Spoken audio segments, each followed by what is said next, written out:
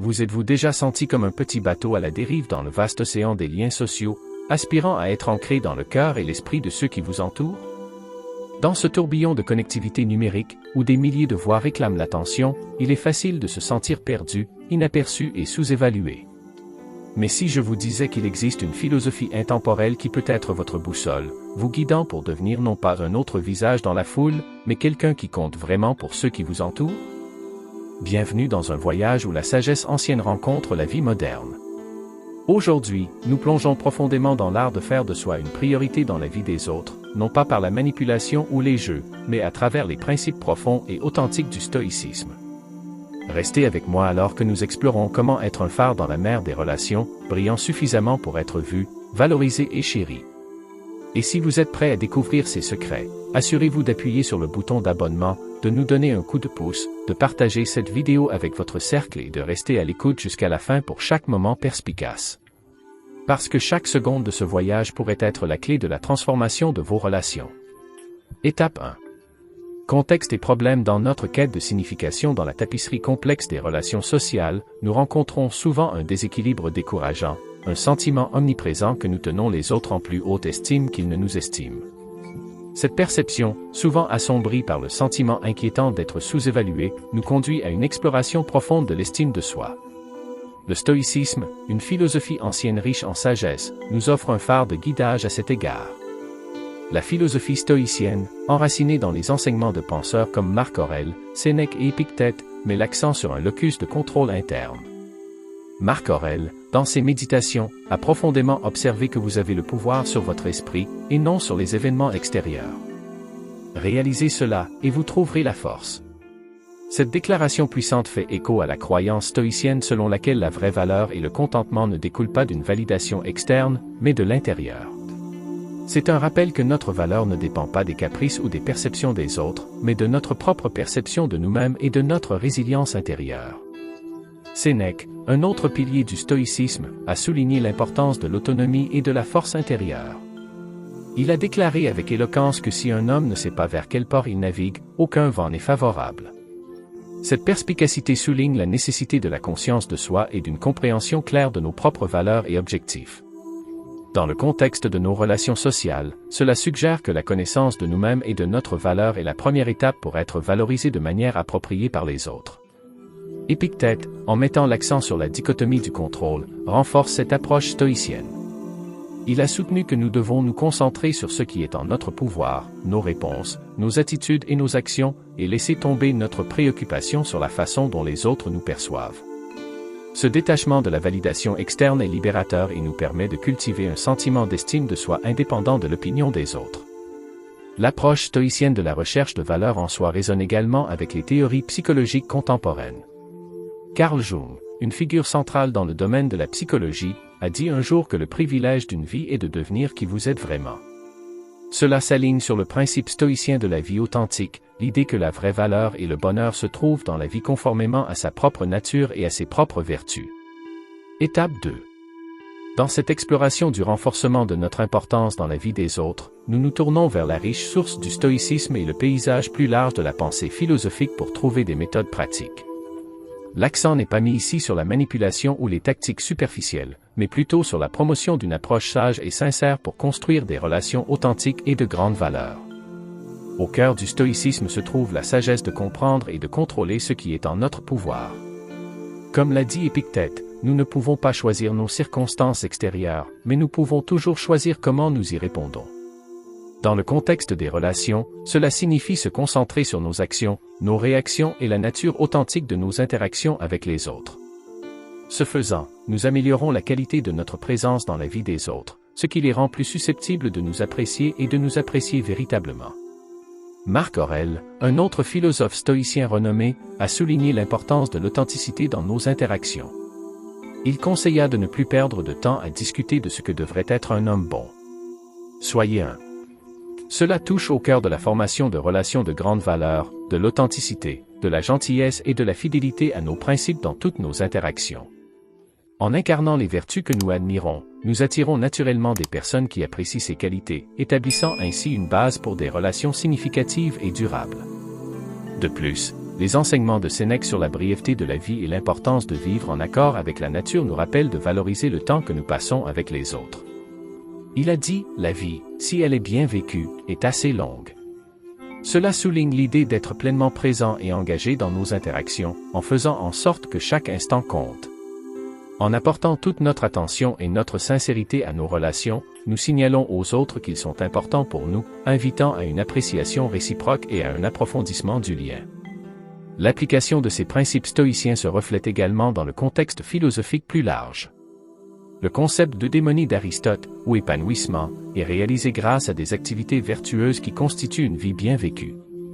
Dans le domaine des relations, cela se traduit par des interactions mutuellement enrichissantes, honnêtes et respectueuses. En nous efforçant d'atteindre l'excellence personnelle dans la façon dont nous traitons les autres, nous cultivons des relations qui sont non seulement précieuses, mais qui contribuent également à notre bien-être et à notre épanouissement en général. Les réflexions de Carl Jung sur la psyché éclairent davantage cette approche. Il croyait au pouvoir de l'individuation, au processus de prise de conscience de soi et du monde qui nous entoure. Jung a déclaré, la rencontre de deux personnalités est comme le contact de deux substances chimiques. S'il y a une réaction, les deux sont transformés. Cette perspective nous encourage à nous engager dans des relations en tant qu'individus entiers, conscients d'eux-mêmes, capables de liens profonds qui transforment et enrichissent les deux parties. Étape 3. La philosophie stoïcienne, profondément enracinée dans la sagesse de penseurs comme Marc Aurèle, Sénèque et Épictète, fournit un aperçu profond de la nature des relations et de l'estime de soi. Le dicton « Montrez-moi vos amis et je vous dirai qui vous êtes » reflète non seulement l'impact de notre cercle social sur notre identité, mais aussi l'importance de la réciprocité dans les relations. Le stoïcisme nous encourage à examiner de près ces dynamiques, en particulier la valeur que nous nous attribuons à nous-mêmes et comment cela se reflète dans nos interactions avec les autres. Marc Aurèle, un éminent philosophe stoïcien et empereur romain, a souligné l'importance de l'autoréflexion dans la compréhension de la valeur d'une personne dans les relations. Il croyait qu'il fallait regarder vers l'intérieur pour trouver la vraie valeur plutôt que de chercher la validation extérieure. Aurèle a dit, la valeur d'un homme se mesure à la valeur qu'il accorde à lui-même. Cela met en évidence le principe stoïcien selon lequel notre estime de soi ne doit pas dépendre excessivement des perceptions ou des priorités des autres. Au lieu de cela, elle devrait être fondée sur notre propre compréhension de notre valeur et de nos contributions. Sénèque, une autre figure stoïcienne clé, a parlé de l'équilibre entre être des êtres sociaux et maintenir notre indépendance. Il a conseillé, associez-vous à des personnes susceptibles de vous améliorer. Cela suggère de choisir des relations mutuellement bénéfiques et édifiantes plutôt que d'être dans celles où nous nous sentons sous-évalués ou négligés. Les conseils de Sénèque impliquent que le fait d'être dans le besoin ou trop dépendant des autres pour notre sens de l'estime de soi peut conduire à des relations insatisfaisantes. Au lieu de cela, nous devrions cultiver des relations qui encouragent la croissance et le respect mutuel. Épictète, connu pour ses enseignements sur le contrôle et l'acceptation, aborde également ce sujet. Il a dit, nous ne pouvons pas choisir nos circonstances extérieures, mais nous pouvons toujours choisir comment nous y répondons. En appliquant cela aux relations, cela signifie comprendre que nous ne sommes pas toujours une priorité pour les autres, et ce n'est pas grave. Ce que nous pouvons contrôler, c'est la façon dont nous réagissons à cette prise de conscience et comment nous nous valorisons dans ces dynamiques. La philosophie et la psychologie occidentale se font l'écho de ces sentiments. Aristote a parlé du juste milieu où la vertu réside dans la recherche d'un équilibre, dans ce cas entre la valorisation de soi et la valorisation des autres dans une relation. Carl Jung, un éminent psychologue, a souligné l'importance de l'individuation où la compréhension et l'intégration d'aspects de soi conduisent à la croissance personnelle et à des relations plus saines. Étape 4. Dans la quête d'être plus valorisé dans nos relations, le stoïcisme propose une approche pragmatique et digne centrée sur la gestion de notre présence et de notre disponibilité. Cette philosophie, profondément enracinée dans la sagesse de sommités comme Marc Aurèle, Sénèque et Épictète, fournit des conseils sur la façon de naviguer dans nos interactions sociales avec grâce et intention. Marc Aurèle, philosophe stoïcien et empereur romain, a souligné l'importance de valoriser son temps et sa présence. Il a enseigné que le temps est l'une des rares choses sous notre contrôle dans un monde régi par le destin et les circonstances extérieures. En gérant judicieusement notre disponibilité, nous signalons aux autres la valeur de notre temps et augmentons à notre tour notre propre valeur à leurs yeux. Aurel croyait au principe de l'action intentionnelle qui inclut la prise de décision consciente sur le moment et la manière de s'engager avec les autres. Sénèque, un autre éminent philosophe stoïcien, s'est fait l'écho de ce sentiment. Il nous a conseillé d'être sélectifs avec notre entreprise et notre temps. Les enseignements de Sénèque suggèrent qu'en retirant occasionnellement notre présence, nous permettons aux autres d'apprécier plus pleinement notre valeur. Il a écrit, « Le vrai bonheur, c'est d'être libéré du joug de nos propres désirs et d'être capable de se détendre et de mettre de côté notre anxiété. » Cette détente comprend le fait de ne pas succomber à la nécessité d'une validation sociale constante et de comprendre le pouvoir de l'absence dans l'amélioration de nos relations. Épictète, un philosophe stoïcien grec, a souligné l'importance de se concentrer sur ce que nous pouvons contrôler. Il a dit, « Seuls les gens instruits sont libres. » Dans le contexte des relations, cette éducation implique de comprendre que nous avons le pouvoir de gérer notre temps et notre attention. En contrôlant notre disponibilité, nous affirmons notre liberté et notre respect de soi, ce qui amène les autres à nous valoriser et à nous respecter davantage. La philosophie et la psychologie occidentale soutiennent également ces principes stoïciens. Aristote a parlé du juste milieu, prônant un équilibre en toutes choses. En termes d'interaction sociale, il s'agit de trouver un juste milieu entre être trop disponible et complètement inaccessible. Carl Jung, le psychiatre suisse, a souligné l'importance de l'individuation qui implique de comprendre et d'intégrer ses propres besoins et limites. Cette conscience de soi conduit à des interactions plus saines où le temps et la présence de chacun sont valorisés. Concrètement, pour être plus valorisé par les autres, on peut commencer par gérer judicieusement nos disponibilités. Il ne s'agit pas de jouer à des jeux ou d'être insaisissable, mais de respecter notre propre temps et d'apprendre aux autres à faire de même. En permettant parfois aux gens de nous manquer, nous créons une dynamique saine où notre présence est appréciée et recherchée. N'oubliez pas qu'il ne s'agit pas de contrôler les autres ou les résultats de nos relations, mais de gérer nos propres actions et choix avec sagesse et dignité. Étape 5. Dans la philosophie stoïcienne, le concept de patience est élevé au rang d'art, une compétence cruciale pour prospérer au milieu de la tourmente perpétuelle de la vie.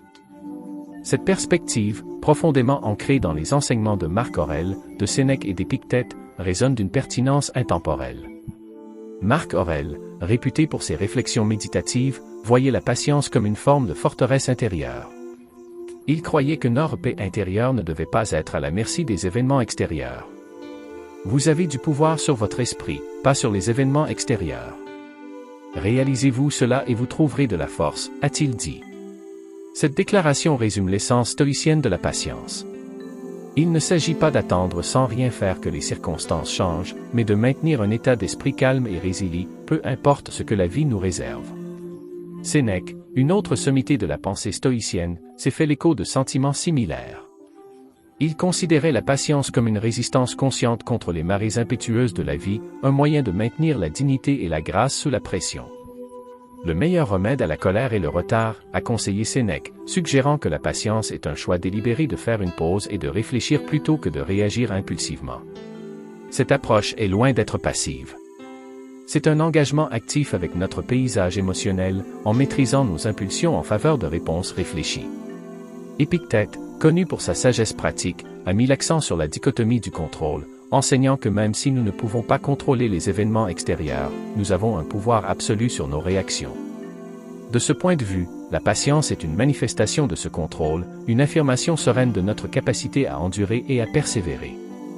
Aucun homme n'est libre s'il n'est pas maître de lui-même, affirmait Épictète, soulignant que la véritable liberté vient de la maîtrise de soi, dont la patience est une composante vitale. D'un point de vue philosophique et psychologique occidental plus large, la patience s'aligne sur les idéaux de régulation émotionnelle et de résilience. Le concept du juste milieu d'Aristote préconise une approche équilibrée de la vie, suggérant que la patience est un point médian entre l'inaction passive et l'impulsivité irréfléchie. L'accent mis par Carl Jung sur l'individuation, le processus de prise de conscience de soi, s'aligne sur la pratique stoïque de la patience. En comprenant et en gérant nos émotions, nous atteignons un niveau de conscience de soi et de maturité qui améliore nos interactions avec les autres et notre environnement. En termes contemporains, pratiquer la patience signifie embrasser le moment présent sans être submergé par le désir de résultats ou de réponses immédiates. Il s'agit de garder son sang-froid dans un monde en évolution rapide et souvent chaotique. Cette qualité nous rend plus attrayants pour les autres car elle respire la confiance et la stabilité. Les gens sont naturellement attirés par ceux qui font preuve de calme et de résilience face à l'adversité. Dans le domaine du stoïcisme, la pratique de l'autopriorisation n'est pas seulement encouragée, mais considérée comme un aspect nécessaire d'une vie équilibrée. Cette notion trouve un écho dans diverses pensées philosophiques et psychologiques occidentales, soulignant l'importance de se valoriser pour être valorisé par les autres. Marc Aurèle, un éminent philosophe stoïcien, a souligné l'importance de l'estime de soi. Il a déclaré que si vous n'avez pas de respect pour vous-même, personne d'autre ne le fera. Cette citation souligne la croyance stoïcienne selon laquelle le respect de soi est la pierre angulaire de la façon dont les autres nous perçoivent et nous traitent. Lorsque nous priorisons nos besoins et apprenons à dire non, nous communiquons aux autres que notre temps et notre énergie sont précieux et méritent le respect. Sénèque, un autre penseur stoïcien, a plaidé en faveur de la vertu de prendre soin de soi. Il croyait que prendre soin de soi est essentiel pour vivre une vie épanouie. On ne nous donne pas une vie courte, mais nous la rendons courte, et nous ne sommes pas mal approvisionnés mais nous la gaspillons, a écrit Sénèque, ce qui implique que ne pas nous donner la priorité conduit à une vie gâchée. En disant non lorsque cela est nécessaire, nous gérons nos ressources judicieusement et menons une vie de qualité, non seulement en termes de temps, mais aussi dans nos relations et nos efforts. Épictète a mis l'accent sur le concept de contrôle, en particulier sur nos actions et nos choix. Il a enseigné que ce n'est pas ce qui vous arrive, mais comment vous y réagissez qui compte. Cette idée est cruciale pour comprendre l'auto-hiérarchisation. Lorsque nous choisissons de donner la priorité à nos propres besoins, nous décidons activement comment réagir aux exigences des autres, gardant ainsi le contrôle de nos vies. D'un point de vue psychologique plus large, le concept d'individuation de Carl Jung s'aligne sur cette pratique stoïcienne. Jung croyait en l'importance de se comprendre en tant qu'individu séparé du collectif. Se donner la priorité est un pas vers la réalisation de cette individuation, conduisant à une personnalité plus forte et plus définie qui commande le respect et l'importance des autres. La notion d'Aristote du juste milieu, le milieu souhaitable entre deux extrêmes, soutient également l'idée de priorisation de soi. Aristote a enseigné que la vertu réside dans la recherche de l'équilibre, ce qui inclut l'équilibre entre nos propres besoins et les besoins des autres. Dire non n'est pas un acte d'égoïsme, mais une pratique pour maintenir cet équilibre. En appliquant ces principes stoïciens et philosophiques, nous apprenons que donner la priorité à nous-mêmes n'est pas un acte d'égoïsme mais une étape nécessaire pour être valorisé et respecté par les autres. Il nous apprend à gérer efficacement nos ressources personnelles et établit une norme sur la façon dont les autres devraient nous traiter. Lorsque nous démontrons que nous apprécions notre temps et nos efforts, nous inspirons naturellement les autres à faire de même. Cet acte de respect de soi profite non seulement à notre bien-être mental et émotionnel, mais améliore également nos relations sociales et professionnelles. Dans les enseignements de Sénèque, une sommité de l'école stoïcienne de philosophie, nous trouvons des idées profondes sur l'utilisation judicieuse du temps, un concept qui résonne profondément à la fois dans la sagesse ancienne et dans la pensée contemporaine. Le point de vue de Sénèque sur la gestion du temps n'est pas seulement une question d'efficacité ou de productivité. Il s'agit de la qualité de vie et de faire des choix conscients et significatifs. Sénèque, dans son essai sur la brièveté de la vie, a déclaré que ce n'est pas que nous avons peu de temps à vivre, mais que nous en gaspillons beaucoup. La vie est assez longue et une somme suffisamment généreuse nous a été donnée pour les plus hautes réalisations si tout était bien investi. Cette citation résume la vision stoïcienne selon laquelle le temps, une fois perdu, est quelque chose que nous ne pourrons jamais retrouver. Par conséquent, Sénèque nous exhorte à être sélectifs avec qui nous passons notre temps et comment nous le dépensons, en soulignant que notre temps est une ressource précieuse et limitée qui doit être utilisée avec sagesse et détermination. Ce principe stoïcien s'aligne sur les pensées d'Aristote qui croyait en l'importance de poursuivre des activités qui enrichissent notre âme. Aristote a enseigné que l'eudémonie, ou l'épanouissement, est le plus grand bien pour les êtres humains et que cela ne peut être réalisé qu'en vivant une vie vertueuse et en s'engageant dans des activités qui accomplissent notre vraie nature. En gérant judicieusement notre temps, nous pouvons en consacrer davantage à des activités qui contribuent à notre croissance personnelle et à notre bonheur. Platon, un autre grand philosophe, a également abordé l'importance de l'autoréflexion et de la croissance personnelle. Il croyait qu'une vie non examinée ne vaut pas la peine d'être vécue. Dans ce contexte, la gestion judicieuse du temps comprend des périodes d'introspection et de contemplation, nous permettant de mieux nous comprendre et de mieux comprendre notre place dans le monde. D'un point de vue psychologique, le concept d'individuation de Carl Jung soutient davantage l'idée d'une gestion judicieuse du temps. Jung a souligné l'importance du développement personnel et de la réalisation de soi. En choisissant la façon dont nous passons notre temps, nous pouvons nous engager dans des activités qui contribuent à notre croissance personnelle et psychologique. Épictète, un philosophe stoïcien, a également souligné l'importance de se concentrer sur ce qui est sous notre contrôle. Il a enseigné que nous ne devrions pas perdre notre temps sur des choses hors de notre contrôle, mais plutôt nous concentrer sur nos actions et nos choix. Cette approche de la gestion du temps consiste à prendre des décisions conscientes qui reflètent nos valeurs et nos objectifs. Étape 8. Autonomie. Épicure, un philosophe réputé pour ses profondes idées sur la nature du bonheur et de la bonne vie, présente un argument convaincant sur l'essence de la vraie liberté. Son affirmation « Aucun homme n'est libre s'il n'est pas maître de lui-même » résume un principe fondamental d'autonomie personnelle et de maîtrise de soi. Ce concept, profondément enraciné dans la philosophie épicurienne, met l'accent sur l'importance de contrôler nos décisions et nos émotions comme moyen d'améliorer notre estime de soi et notre autonomie. La philosophie d'Épicure, bien que distincte du stoïcisme, partage la conviction que la paix intérieure et la liberté découlent de l'autogouvernance. Il croyait que le plaisir, compris comme l'absence de douleur et de perturbation, est atteint par une vie simple, la culture des vertus personnelles et la gestion des désirs. Cette perspective nous encourage à réfléchir sur nos réponses émotionnelles et nos processus de prise de décision, suggérant que la véritable liberté ne se trouve pas dans les circonstances extérieures, mais dans la façon dont nous gérons nos états internes. Cette idée résonne avec les enseignements stoïciens d'Épictète, qui a dit « Nous ne sommes pas troublés par les événements, mais par les vues que nous en avons ». Épictète souligne que notre perception des événements, plus que les événements eux-mêmes, détermine notre tranquillité d'esprit. Cette vision stoïcienne s'aligne sur l'accent mis par Épicure sur la maîtrise interne comme clé de la liberté. D'un point de vue philosophique plus large, le concept de démonie d'Aristote, ou épanouissement, est réalisé par l'exercice de la vertu et de la rationalité, faisant écho au sentiment de maîtrise de soi. Aristote croyait que vivre selon la raison et la vertu conduit à la plus haute forme de bonheur, un état étroitement lié au contrôle de ses actions et de ses émotions. Dans le domaine de la psychologie, l'accent mis par Carl Jung sur l'individuation, le processus de prise de conscience de soi, s'aligne sur cette idée. Jung croyait que devenir conscient de notre monde intérieur et intégrer différents aspects de notre personnalité conduit à la plénitude et à l'autonomie psychologique. Ce processus implique de comprendre et de gérer nos émotions, nos pensées et nos comportements, un peu comme ce que préconisent Épicure et les stoïciens.